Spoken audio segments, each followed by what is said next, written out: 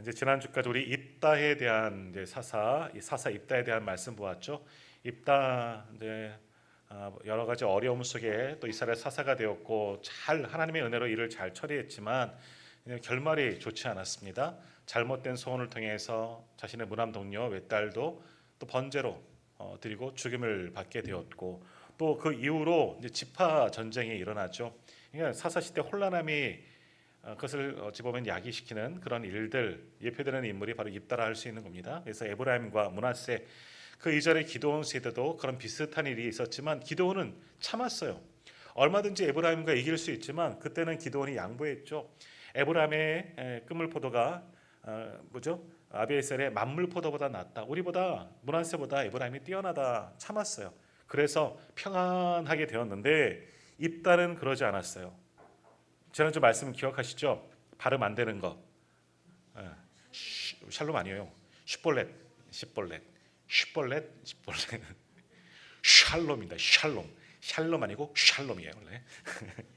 예, 그런 거예요. 발음 안 되는 애들 그 에브라임 쪽 발음 안 되니까 나루토에 서서 너 발음해봐, 슈볼렛 해봐. 안 되면 다 죽이고. 그래서 2만 몇 명? 많이 죽었어요. 4만 2천 명이 죽었습니다. 굉장히 많은 사람들이 그때 지파 전쟁을 통해서 죽고 또 나루토에서도 굉장히 많은 사람들이 죽었다. 그러면서 입다도 이제 사사를 잘 마쳤다.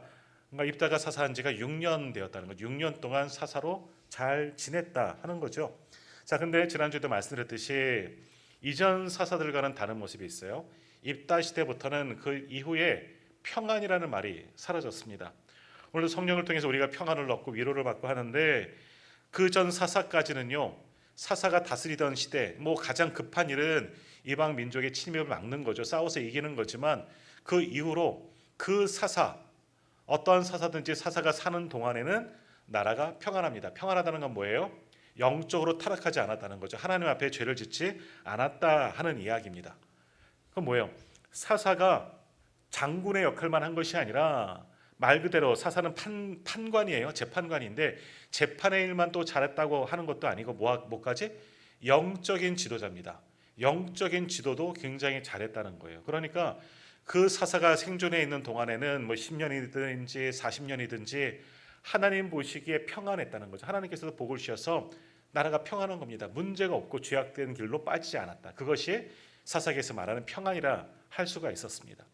그러니까 이전 사사까지는 그랬어요. 몇 년이든지 하여간 평안했습니다. 사사가 다스리는 동안. 근데 그 다음에는 또 문제가 생기죠. 악한 본성들이 있길래 또 다시 이방 신을 섬기고 우상을 섬기고 하나님께 범죄하다가 또 하나님의 징계를 받는 것 사사 시대의 순환기였는데, 근데 입다 이후에는 평안이 사라졌습니다. 성경의 평안이라는 말씀이 사라졌다는 거죠. 자, 바로 오늘 윗절 7절 사사기 12장 7절 제가 한번 읽을게요. 입다가 이스라엘의 사사가 된 지 6년이라 길앗 사람 입다가 죽음에 길앗에 있는 그의 성읍에 장사되었더라. 입다가 사사가 되고 6년 동안 살았고 길앗 사람 므낫세라는 거죠. 동편 므낫세 지방입니다. 므낫세 사람 입다가 죽고 그 땅에 있는 성읍에 장사되었다. 끝. 평안이 없습니다. 입다가 뭐 사는 동안 6년밖에 못 살았는지 모르겠지만 사사로 된지 여튼 그 시대에 평안하지 못했다는 겁니다. 다시 말하면 평안이 없다는 것은 여전히 죄 가운데 빠질 수도 있었다는 거예요. 물론 그런 말씀도 물론 없어요. 하지만 사사 입다는 영적인 영향력은 전혀 미치지 못한 시대가 되었고, 이제 오늘도 우리가 말씀을 보겠지만 오늘 이후에 나오는 사사들 이제 몇 명 남지 않았습니다. 이제 오늘 3명, 오늘 우리가 같이 읽은 이 사사 3명 나오면 그 다음에 이제 삼손밖에 남지 않고 그 다음에는 이제 사무엘로 넘어가서 뭐 엘리가 나오고 뭐 사무엘이 나오지만 그들은 온전히 사사라 보기는 조금은 어렵죠. 여튼 말기로 갈수록 지금부터는 평안이란 말이 사라지게 되었다 하는 겁니다. 그러니까 평안이 사라졌다는 것은 백성들이 영적으로 깨어 있지 못하였다 하는 거죠. 자, 오늘 이제 우리가 읽은 본문에는 3명의 사사가 나오는데요. 누가 나옵니까? 8절에 보면 입산이라는 그런 사사가 나오고요. 그 다음에 11절에 보면 엘론이라는 사사가 나오고 13절에 압돈이라는 그런 사사가 나오는데 입산은 7년, 엘론은 10년, 압돈은 8년 동안 사사의 역할을 하지만 새 사사 마지막 때에도 보십시오. 장사되었더라, 장사되었더라, 장사되었더라라 끝납니다. 사사가 있었고 사사로 몇 년을 보냈고 죽었다. 끝. 평안함이 빠졌습니다. 평안이라는 단어가 빠져버렸다는 거죠.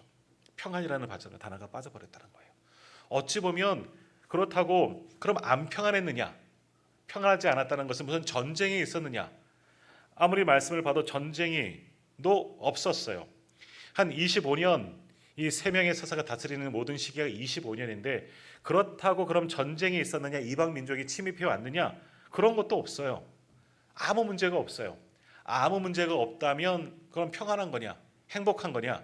그것도 아닌 거죠. 문제가 없다고 좋은 것도 아니다 하는 겁니다. 그러니까 사람들에게는 문제가 없지만 그래도 영적으로는 괜찮았냐? 그러한 시기도 아니었고 이방 민족의 침입이 있었냐? 또 그것도 아니었지만 좀 어중간한 시대, 그냥 자기 속에는 옳은 대로 살아가던 시대가 바로 이 세 명이 입다 이후로 세 명이 살던 시대, 어정쩡한 시대가 되어버리진 않았나. 그래서 오늘 말씀의 제목 처음에는 사사 입산 엘론 압돈으로 적었다가 바꿨어요. 부끄러운 기록. 좋지 않은 기록이잖아요. 그렇다고 잘했다고 이 세 명의 사사 시대를 칭찬할 수도 없고 아무런 칭찬받을 일도 없잖아요. 그래서 어떤 제목을 할까 부끄러운 기록이었다. 왜?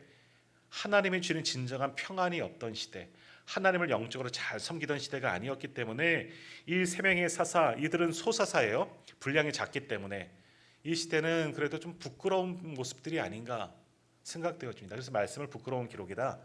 말씀의 제목을 적었고요. 그래서 이 세 명의 사사에 대해서 우리가 좀 함께 좀 생각해 보고자 합니다. 자, 먼저 오늘 첫 번째로 등장하는 사사는 입산이라는 그런 사사인데요. 우리 8절과 9절 말씀 한번 같이 8절에서 10절까지 한번 같이 읽겠습니다. 8절에서 10절입니다. 그 뒤를 이어 베들레헴의 입산이 이스라엘의 사사가 되었더라. 그가 아들 30명과 딸 30명을 두었더니 그가 딸들을 밖으로 시집 보냈고 아들들을 위하여는 밖에서 여자 30명을 데려왔더라. 그가 이스라엘의 사사가 된 지 7년이라. 입산이 죽음에 베들레헴의 장사되었더라. 아멘.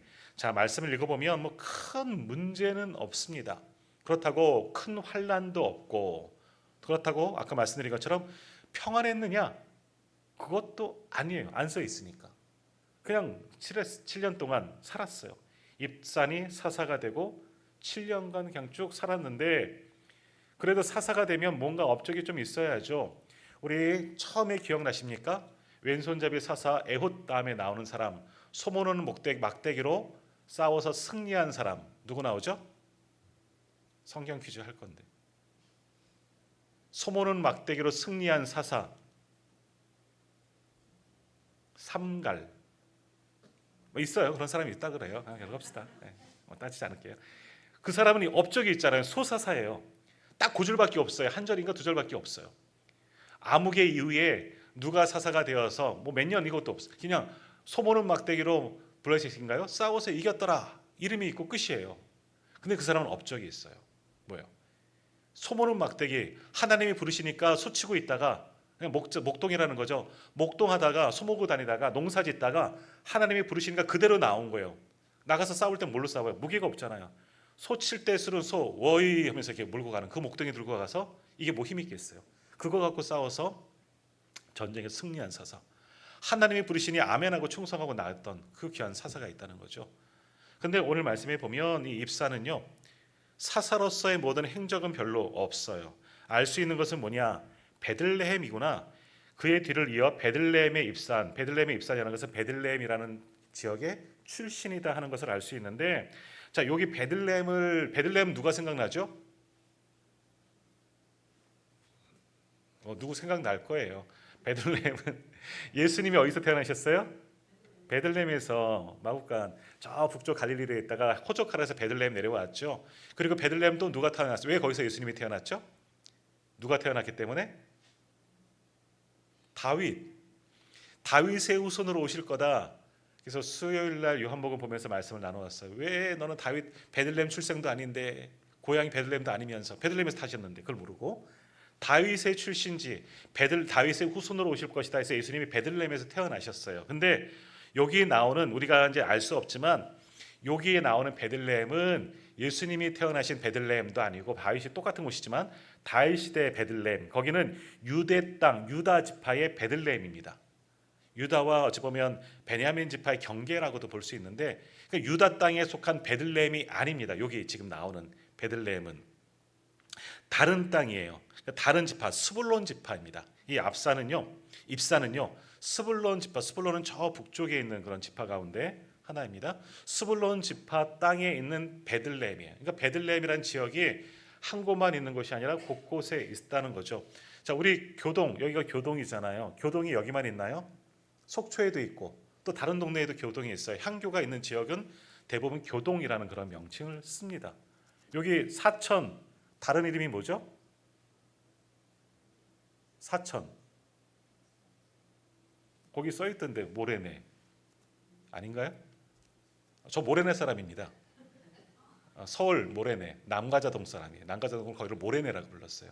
같은 지역이 여기저기 있다는 거예요. 자, 베들레헴, 이거는 우리가 알고 있는 그 베들레헴이 아니고 저기 북쪽에 있는 스불론 땅에 있는 베들레헴인데 베들레헴의 죄송해요. 계속 질문해서 베들레헴의 뜻이 뭐냐면요. 아시죠? 떡집이에요. 다 아셔요. 떡집이에요. 그죠? 떡집입니다. 아는 척 하세요. 떡집이에요. 빵집. 왜 빵집일까? 곳곳에 하나님이 은혜 주셨잖아요. 젖과 꿀이 흐르는 땅이기 때문에 곳곳에 농사 잘 되는 땅이 있는 거예요. 그러니까 곡식이 잘 되는 지역, 밀이 풍성하고 당시에는 밀, 우리로 말하면 쌀이겠죠. 그런 곡식이 풍성한 지역에는 떡을 만들어 빵집이 많았다는 거예요. 먹고 살기 편안했다는 지역이라는 거죠. 그러니까 빵집이 뭐 농사 잘 되는 데가 유대 땅 베들레헴만이 아니라 곳곳에 있었다는 거죠. 그러니까 곳곳에 빵집이 있고 그런 것처럼 똑같은 지명의 베들레헴이다. 왜 이렇게 길게 얘기하느냐? 입산에 대해서 할 이야기가 없어서 그래요. 베들레헴이라는 거예요. 출신이 베들레헴. 야, 그 마을도 먹고 살만하구나. 떡집이잖아요. 이름 자체가 동네 이름이 떡집이에요. 빵집이에요. 그러니까 먹고 살만한 지역에 살았구나라는 것을 알 수 있다. 이 말 하려고 이렇게 여러 가지 이야기하는 겁니다. 자, 그래요.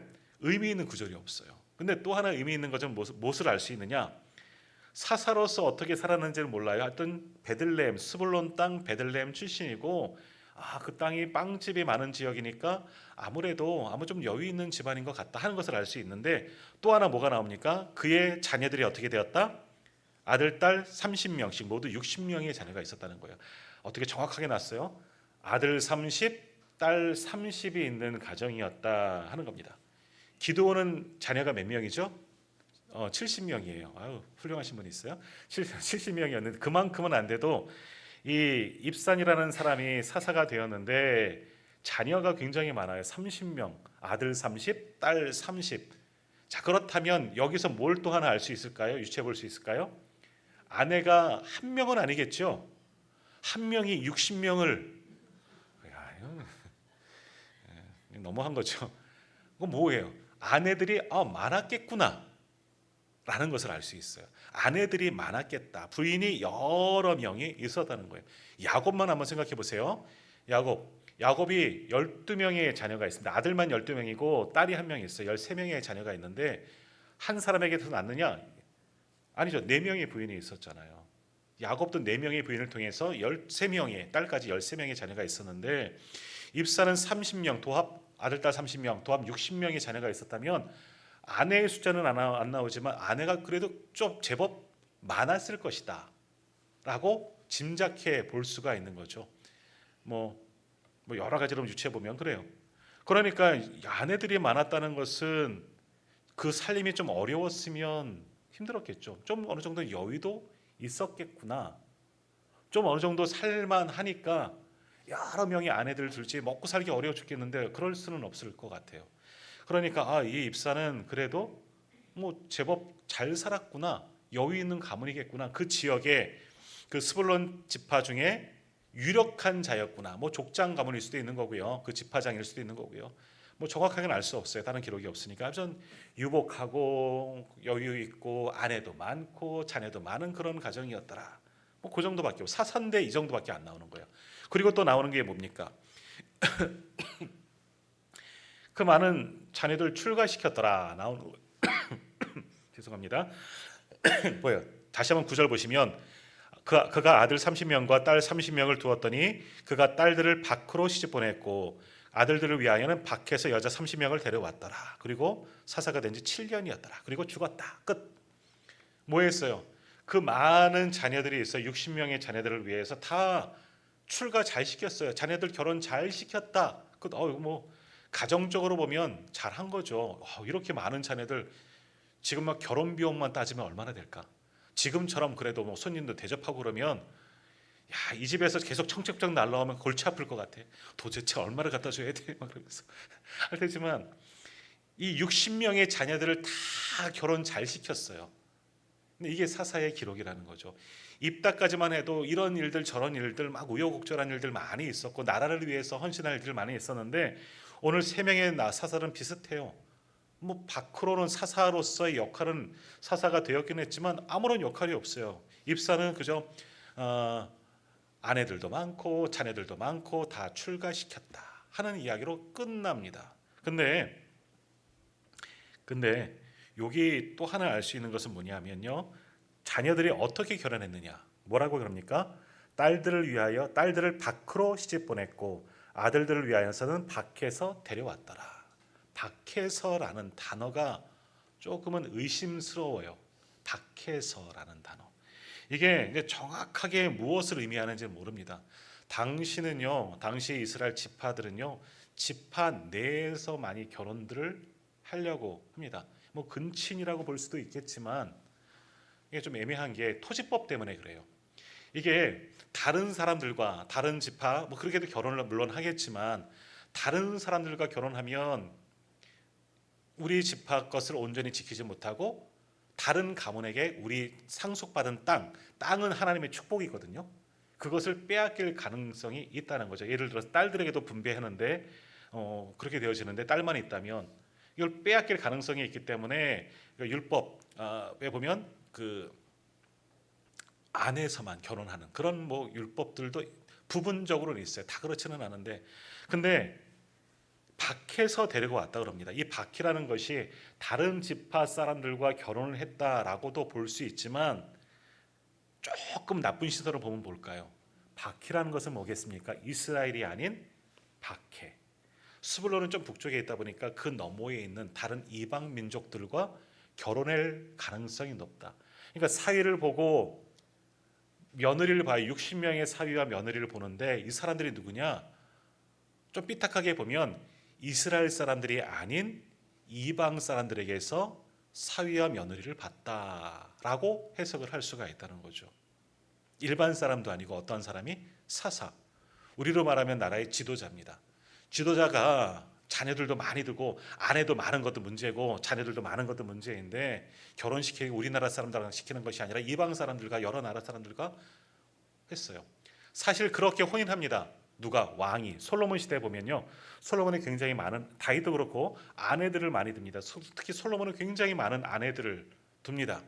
그런데 그들은 정략 결혼을 합니다. 왜냐하면 외교적인 관계 때문에 우리 딸을 보내고 저쪽에서 딸을 데리고 오면 서로 사돈간이기 때문에 공격하지 않는 거거든요. 평화 협정이 생기거든요. 그런 이유 등으로 결혼을 할 수가 있습니다. 근데 사사잖아요. 사사 시대는 그 정도는 아니었어요. 그리고 뭐 아무것도 한 것도 없는데 뭐 그렇게까지 할 일이 있을까? 근데 문제는 이스라엘 백성들 성민 의식이 사라지고 이방 민족 가운데서도 결혼하게 되는, 하나님께서 그것을 싫어하셨거든요. 그럼에도 불구하고 이방 민족 중에서 사위와 며느리를 데려갈 가능성이 굉장히 높은 사람이 입산이었다 하는 거예요. 자, 이게 입산에 대한 사사 입산이라는 사람에 대한 전체 기록입니다. 가만히 보니 아무것도 없어요. 그냥 사사가 된 지 7년 되었고 자녀들 잘 낳고 60명 낳고 뭐 출가 시켰는데 외국인도 데리고 왔더라. 뭐 그럴 수 있죠. 근데 이방 민족들, 하나님이 싫어하는 이방 민족 가운데서 결혼할 가능성이 좀 높은 사람이다. 이게 사사 입산에 대한 기록입니다. 사사로서는 좀 부끄러운 기록이라 할 수가 있는 거죠. 좋지 않은 모습이 입산에서는 보여집니다. 그러나 아무 문제는 없어요. 당시에 뭐 문제가 없다는 뭡니까? 사사 입산 시대 때 외적의 이방 민족의 침입을 받지는 않았기 때문에 하나님의 징계는 없었구나. 그런 거 보면은 뭐 뭐라고 표현해야 되죠? 평안하다고 볼 수도 없고 안 평안하다고 볼 수도 없고 그저 그런 시대였다라는 것을 알 수가 있습니다. 자, 그다음 두 번째 언급되는 사사 또다시 스불론 사람 엘론이라는 사람이 나옵니다. 엘론 11절과 12절 제가 한번 읽을게요. 11절 12절 그 뒤를 이어 스불론 사람 엘론이 이스라엘의 사사가 되어 10년 동안 이스라엘을 다스렸더라. 스불론 사람 엘론이 죽음에 스불론 땅 야알론에 장사되었더라. 자, 스불론 사람 입산 이후로 또다시 엘론이라는 사람이 사사가 되었는데 이 사람은 기록이 아무것도 없습니다. 사사를 10년 동안 했더라 끝. 그리고 죽고 그 땅에 장사되었더라. 아무것도 없어요. 뭘 했는지 입사는 그래도 가정사라도 있지만 이 양반은 아무것도 없습니다. 우리로 말하면 강릉시장 돼서 10년 동안 다스리고 나이가 들어서 죽었더라. 끝. 아무것도 없어요. 뭘 했는지 그냥 사사 입산 10년 동안 사사했던 입산이라는 아니 누구죠? 엘론이라는 사람이 있었다더라. 이게 그의 기록의 전부입니다. 뭐 내세울 것도 알 수 있는 것도 아무것도 없어요. 그냥 스불론 사람, 스불론 지파에서 엘론이라는 사람이 사사로 10년 살았다. 그게 이 사람에 대한 전부. 그렇다고 이 사람이 나쁜 사람이다, 잘못된 사람이라 그런 건 아니에요. 왜? 이방 민족의 침입, 다시 말하면 하나님의 징계는 이 시대에도 없었거든요. 평안했어요. 그냥 평안했어요. 살만했어요. 이게 이 사람 전부의 기록이었다는 거죠. 더 이상 뭐 드릴 이야기가 없습니다. 자, 그런 다음에 마지막 세 사사 중에 세 소사자 중에 마지막 사사 압돈적입니다. 압돈이라는 사람이 나오는데요. 자, 13절에서 15절 이걸 한번 읽어보겠습니다. 13절에서 15절 같이 읽습니다. 그 뒤를 이어 비라돈 사람 힐렐의 아들 압돈이 이스라엘의 사사가 되었더라. 그에게 아들 40명과 손자 30명이 있어 어린 낙이 70마리를 탔더라. 압돈이 이스라엘의 사사가 된 지 8년이라. 비라돈 사람 힐렐의 아들 압돈이 죽음에 에브라임 땅 아말렉 사람의 산지 비라돈에 장사되었더라. 아멘. 압돈도 비슷하죠. 뭐 처음에 보았던 입산이랑 어느 정도는 비슷한 것 같아요. 단지 하나 알 수 있는 것은 에브라임 땅 뭐 그 산지에 장사되었더라 하는 거 보니까 에브라임 땅이면 에브라임 지파이겠구나. 드디어 에브라임 지파가 정권을 잡았다 하는 이야기고요. 뭐 그냥 사사가 된 지 8년 동안 그냥 사사 노릇하다가 뭐 죽었다 하는 거 정도밖에 비슷해요. 세 명이 비슷하죠. 근데 이 사람도 뭐예요? 자녀, 손자 많았다는 것 똑같죠. 아까는 아들, 딸 30명씩 60명이 있었는데 이 사람은요 뭐예요? 아들 몇 명이요? 아들 40명, 손자 30명. 이렇게 아들만 낳을 수 있을까요? 이렇게 많이 낳는데 딸은 여기 포함이 안 된 것 같습니다. 그러니까 어찌 보면 입산만큼 자녀들이 많았을 것 같아요. 근데 손자는 여튼 30명. 뭐 손자만 있었을까요? 손녀도 있었겠죠. 근데 여자들은 좀 제외를 한 것처럼 보여집니다. 왜 그랬냐면 그다음 뭐예요? 나오는 기사가 뭐냐면 아들 40명, 손자 30명, 70명이잖아요. 그들을 위해서 낙이 70마리를 탔더라. 이거 맞추려고. 남자들이니까 낙이 타고 다니는 거죠. 그래서 그거 맞추려고 남자들만 아들 40명, 손자 30명 나귀를 tas다. 당신은 뭐 나귀는 이동 수단이에요. 어린 나귀를 탔다. 이제 새 나귀라는 거죠. 뭡니까? 예수님도 어린 나귀 타셨잖아요. 그럼 예수님처럼 위대한 사람들이냐? 아니겠지요. 그러진 않겠죠. 뭡니까? 아버지 잘 만나서 할아버지 잘 만나갖고 좋은 차 타고 다니는 거예요. 아들들도 그렇고 손자들도 그렇고 조금 심하게 이야기할까요? 포르쉐 한 대씩 몰고 다니는 거죠, 여러분. 이런 거예요. 좋은 차 몰고 다니는 겁니다. 좋은 가문의 넉넉한 가문의 에브라임 지파. 지난주 우리가 입다 보면서 말씀드렸던 것처럼 에브라임은 자긍심이 있는 우리가 장자 지파라는 그런 자긍심이 있어요. 그 중에 사사가 나왔으니 이 사람도 유력한 자인 것 같아요. 그러니까 이렇게 자녀들도 많다는 것은 역시 똑같이 이 사람도 아내들도 역시 많았을 것이다. 그래서 그 가정도 평안하고 부유해서 뭐 자녀들도 많고 남자 아들들 손자들에게는 좋은 차 한 대씩 요즘으로 말하면 좋은 차 하나씩 다 뽑아줬더라. 이걸로 끝이 나요. 사사인데 사사에 대한 이야기는 하나도 없이 이 세 명의 사사는 잘 먹고 잘 살았더라. 사사로 7년, 10년, 8년 보내면서 그냥 그 가정 평안했더라. 남부럽지 않게 아니 부러움 당할 만큼 잘 살고 죽었다더라 라는 겁니다. 자, 이 상황 속에서 우리가 알 수 있는 것은 뭐냐? 이 사사들은 당시 지금 이 사사 후기로 들어가는 거예요. 기드온을 정점으로 해서 전반기의 사사가 있고 지금부터 입다로부터 후반기의 사사 시대 후반기로 들어가는 거예요. 지난주도 말씀드렸던 것처럼 전반기 사사들은 영적으로도 훌륭한 사람들이에요. 기드온까지는 그래도 괜찮아요. 근데 기드온을 정점으로 그 다음 기드온이 괜찮았지만 그 다음 아말렉이 문제, 첩의 아들이었잖아요. 기드온도 아들이 많았고 거기서부터 문제가 된 거죠. 그 다음 등장하는 사사 입다라든지 소사사 등등은 영적으로 그렇게 훌륭한 분들이 아니었어요. 그러니까 뭐냐, 이분들은 그냥 사사의 역할을 한 거죠. 지도자의 역할만 했다라는 겁니다. 그러니까 사사는요, 우리가 사사 그러니까 그의 직분을 잘 모르는데 우리는 지금까지 사사가 등장해서 침입한 하나님의 징계의 도구로 사용한 이방 민족과 싸우는 장군의 역할만 알고 있지만 장군의 역할도 하고 아까 말씀드린 것처럼 판관이에요. 판관. 그래서 제가 오늘 다빈이한테 공동번역 성경 줬는데 카톨릭에서 쓰는 책이거든요. 거기 보면 사사기라 그러지 않고 판관기라고 적혀 있어요. 사사기가 판관이기예요.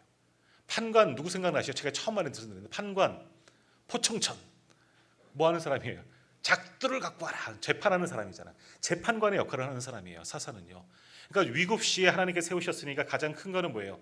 이방 민족과의 전쟁에서 이기는 역할, 장군의 역할의 지도자, 전쟁의 영웅이 필요한 거죠. 거기서부터 등용되어서 다스리던 시대에는 백성들의 옳고 그름을 판단합니다. 왜냐? 왕이 없잖아요. 재판관이 없잖아요. 재판을 할 사람이 없으니까 지도자 사사 앞으로 모여야 되는 거예요. 그러면 판사의 역할을 하는 거죠. 판관의 역할을 하는 겁니다. 그래서 백성들의 옳고 그름을 시시비비를 가려주는 역할을 사사들이 했습니다. 또 하나는 영적인 지도자입니다. 제사장은 있었을 거예요. 아론의 후예들이 제사장이 이때는 있지만 어디 하나 제사장 이름이 나오진 않아요. 이제 조금 나면 나옵니다. 이제 다음번 우리가 삼손 이후에 보면 제사장이 언급은 되지만 아주 좋은 면으로 언급된 건 아니지만 제사장은 있었지만 선지자들의 이름도 없고 뭐 그래요. 그러니까 어찌 보면 이 사사는 하나님께 직접 여선지자 두보라가 좀 나오긴 하죠. 사사이면서 선지자이기도 하지만 그러나 이 어찌 보면 영적인 지도자의 노릇, 제사장도 제사장 역할을 잘 하지 못했던 것 같아요. 그러니까 사사가 밖으로 외형적으로 보면 판관이면서 지도자이고 전쟁 영웅이기도 하고 그 다음에는 영적인 지도자의 모습들, 백성들에게 하나님을 가르쳐 줄 수 있는 성경을 율법을 전할 수 있는 그런 역할을 사사가 다 해야 되는데 후반기의 사사들은 다 빼먹었어요. 그냥 한 고을의 수령 역할 정도, 그냥 으뜸되어지는 역할, 그냥 판관 역할 정도만 했던 것 같아요. 뭐 특별한 이방 민족의 침입도 없었기 때문에 그러다가 백성이 잘못되고 막 우상 섬기고 그런 것 같지도 않아서 그냥 말 그대로 뭐 별로 할 말이 없네요. 그런 것처럼 그냥 문제도 없고 아무것도 없으니까 그냥 판관의 역할만 소소하게 했던 사람들이 이 세 명의 사사 시대는 아니었느냐. 그러니까 사사는 하나님께서 세우시는 거죠. 하나님께서 세우셨는데 당시에는 하나님께서 세우셨다기보다는 그저 그 지역에 그 시대에 유력한 자였기 때문에 어떤 한 직분처럼 그냥 사사가 되었고 그가 사는 동안에 사사의 역할을 했다. 입다가 죽으니 그다음 누가 조금 있었으면 좋겠네 했더니 입산이라는 사람 그분 괜찮은 사람 같아. 그분 그냥 사사 세웁시다. 그래서 입산이 사사가 되었고 입산이 한 8년 정도 7년인가요? 7년 정도 살다가 죽으니까 그 다음에는 엘론 합시다. 뭐 엘론이 된 거고 그 다음에는 압돈이 되어지고 뭐 이런 식으로 온 것은 아닌가. 영적인 지도자 하나님의 세운 그런 정말 신실한 사사가 아니라 그냥 있다 보니까 사사가 된 거예요. 그렇게 살다가 죽은 거죠. 그러니까 그들에 대해서 어떠한 그들의 행적을 찾아볼 수 있는 기사가 아무것도 없어요. 그런 시대가 이 세 명의 사사가 다스린 25년의 세월이었다 하는 겁니다. 자, 그래도 우리는 좀 생각해 봐야죠. 자, 이 세 명의 사사가 다스리던 25년 사실은 평화의 시기잖아요. 전쟁의 기사가 하나도 없잖아요. 모든 사사는 다 전쟁과 연관되어져 있습니다. 전쟁은 그들이 잘못했기 때문에 하나님의 징계의 도구죠. 그러니까 이런 것들을 종합해 보면 이 세 명이 다스리던 25년간은 어찌 보면 백성들도 큰 잘못을 하지 않은 것 같아요. 막 우상에게 빠져 있다든가 이방신을 섬기고 뭐 어떤 나라를 섬기고 뭐 그런 것 같지는 않아요. 그러니 하나님께서 특별한 징계를 내리진 않았기 때문에, 그러니까 백성들도 그냥 소소하게 하나님께 예배도 드리고 뭐 자기 일도 하면서 평안하게 살았던 그냥 평안한 시기였다라고 볼 수 있죠. 그러나 평안하다고 완전 평안한 게 아니에요. 그죠? 평안하다고 다 그게 만족이 아니라는 거죠. 정말 그 중심이 하나님께 향해 있어야 되는데 그러지도 않았던 시기가 이들의 시대예요. 무언가 이 사사들이 하나님께서 주시는 영적인 능력을 가지고 백성들을 잘 다스렸다면 백성들을 통해서 무언가 어떤 일들이 기록을 남길 만한 일들이 있어야 되는데 그런 것도 없는 거 보면 세 명의 사사는 그냥 어쩌다 보니까 사사가 되어서 그냥 사사직만 감당한 거죠. 그냥 사사로서 그냥 가만히 그 자리에 앉아 있었고 뭐 할 일 없으니까 자녀들 잘 장가 보내고 시집 보내고 아이고 우리 애들 차 한 대 사줘야 되겠다. 나귀 한 대 사주고 나귀 한 마리 사주고 이런 식으로밖에 보낼 게 없었다. 평안했지만 잘못했다고 볼 수도 없지만 어찌 보면 영적으로 나태했던 시기가 이 25년의 세월이었다 하는 것을 알 수 있습니다. 그러나 뭐 이들을 아주 나쁜 사사다 잘못된 사사라고도 볼 수 없어요. 이 시기에 백성들이 잘못하지 않은 거 보면 하나님께 범죄하지 않은 거 보면 자 그러니까 오늘 우리도 봐요. 우리도 보세요. 평화롭다고 우리 가운데 아무 문제 없다고 내 신앙이 그러면 열심히 봉사하죠. 우리 그런 말씀 많이 하죠. 저기 많이 있었잖아요. 자녀를 공부할 때 우리 아이가 대학에 가고 좀 취업하면 열심히 교회도 다니게 하고요. 봉사도 시킬게요. 저희도 이 급한 문제들 해결하면 열심히 가서 교회도 섬기고 봉사도 하고 뭣도 하고 그러겠죠. 합니다. 정말 그런 시기가 왔을 때 우리가 정말 열심히 가지고 하나님을 섬기느냐? 아니죠. 평안하니까 평안해요. 그냥 다. 아무것도 안 하지만 아무것도 안 해요. 그냥 다 평안해요. 그런 시대가 바로 이 세사가 다스리던 시대이죠. 어찌 보면 영적으로 나태해진 시기가 이 시대라고 볼 수가 있습니다. 왜냐하면 그 다음 시대 우리가 삼손부터 보겠지만 영적으로 얼마나 혼란한 시기가 오는지 이제 곧 알게 됩니다. 그러니까 이 시기는 영적으로 성장한 것이 아니라 살짝 내려가던 시기가 그래프를 길어보면 사사시대 사사가 등장하고 가파르게 올라갔다가 또 죄악 가운데 빠지다가 이렇게 굴곡이 있는 데가 아니라 이때는 그냥 서서히 내려가던 시기가 거의 보이지 않을 정도로 슬슬 내려가던 시기가 영적으로 다운되던 시기가 이 세 명이 다스리던 시기가 될 수 있을 것 같다 하는 겁니다. 영적으로도 민감하지도 못한 거죠. 무언가 그런 것들이 있다면 이 사사가 다스리던 시기에 이거라도 했다, 뭐 저거라도 했다라고 할 텐데 전혀 없는 것 보면 영적으로는 겉으로는 평안했지만 영적으로는 나태했던 시기가 오히려 퇴보하는 시기가 이 세 명이 다스리던 사사 시대다라는 것을 알 수 있습니다. 그러니까 우리도 평안하다가 다 좋은 게 아니라는 거예요.